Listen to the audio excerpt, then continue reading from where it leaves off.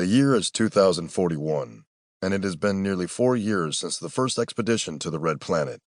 Duration 2. An aerodynamically designed 90-ton V-shaped spacecraft is currently orbiting Mars, and preparations are being made for this spacecraft to land. At the ship's bridge is Stan Rhodes, captain of the expedition, and he occupies the middle seat of 3 spanning a broad instrument panel. To his right sits square-jawed Dirk Saarinen, a muscular-built Swedish Finn. The seat on Rhodes's left is occupied by a plump-cheeked, stout, scholarly German, Professor Klaus Beckenhauer.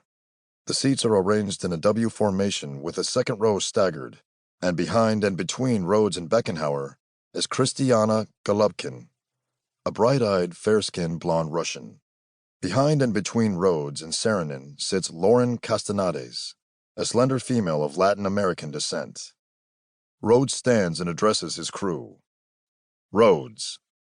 Prior to landing, it is a prerequisite that we conduct an equipment check and review the goals of the mission.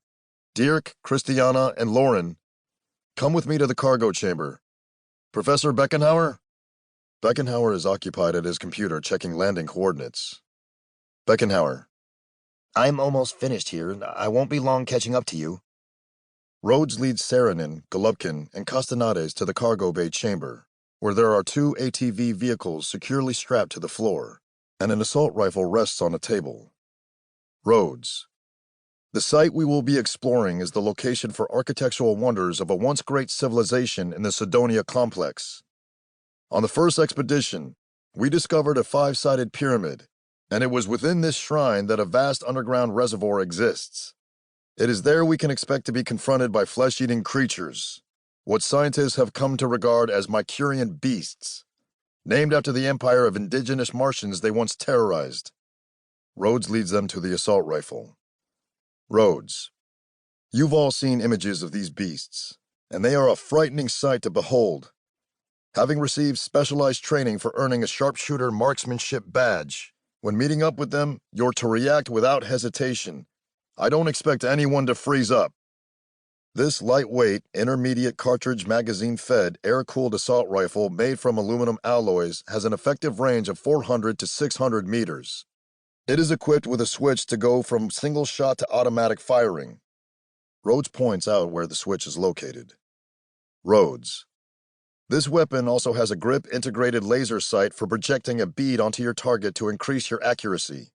When carrying it, you'll have it set for single fire, being able to change over to automatic when ordered to. In addition, the magazine it carries offers a 60-round capacity. From his pocket, Rhodes produces a bullet with a red tip. Rhodes. This weapon shoots steel-jacketed 50-caliber armor-piercing shells.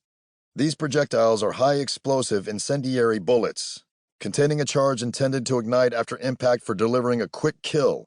These projectiles also have built-in tracers at their base, and every 5th round of ammunition burns a bright pyrotechnic charge. This enables the shooter to make corrections without using the weapon's sight piece. Rhodes turns his attention to an ATV while drawing the others to it. Rhodes. You're all experienced at driving an ATV 4-wheel drive vehicle. They are equipped with towing accessories, including a receiving hitch. Once we've retrieved the Mars rover from the supply ship Duration 1, from then on, these vehicles will primarily serve as backup transportation. Rhodes now carries the rifle into a storage room and places the weapon in a cabinet. He then turns the team's attention to 12 clear 18-liter containers that are showered with artificial light. The containers are secured to the floor and they contain a stone covered with a grassy substance submerged in water. Bubbles are rising from these tanks that have solid handles on the sides for lifting and carrying them, and there are connecting wires that serve to monitor and hold the water at a warm temperature.